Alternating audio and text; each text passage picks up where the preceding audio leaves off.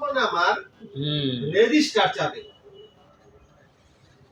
আমি যে এইবার অ্যাকনোলেজমেন্ট নিছি, একটা অ্যাকনোলেজমেন্ট দিছি না, হ্যাঁ ওইটার ভিতরে রেজিস্টার নম্বর আছে, রেজিস্টার নম্বর আছে। হ্যাঁ ওই নম্বরটা আমি ক্লেমে দিয়ে দিব। ও দিলে এই 2000 অ্যাডজাস্ট হয়ে যাবে। হ্যাঁ, যেটা দিয়ে দিব এই 2000 টাকা ওই নম্বরটা দিয়ে দিলে ওই ক্লেমে আছে, ওইটা দিয়ে দিলে আমার এই 2000 টাকা অ্যাডজাস্ট করে পরে ক্যারি ফরওয়ার্ড আবার জিরো হয়ে যাবে। হ্যাঁ, জিরো হয়ে যাবে, নীল হয়ে যাবে।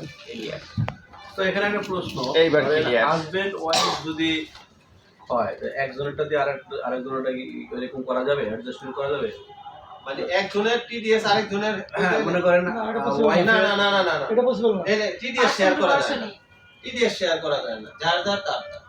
আপনি শুধু সেম মানি করতে পারবেন, আর কিছু মানে সেন্ড মানে হয়তো আমি গিফট দিতে পারবো এরকম। রেমিটেন্স আসলো, ওখানে কিছু শিকড় কাটা রাখে, ওটা আপনি অ্যাডজাস্টমেন্ট দিতে পারবেন। মনে করেন হাজবেন্ড ওয়াইফের নামে গাড়ি আছে, ঠিক আছে, কিন্তু গাড়ির ট্যাক্স দেয়, শিকড় ব্যাংক এটা তো TDS এর tax, তাই না?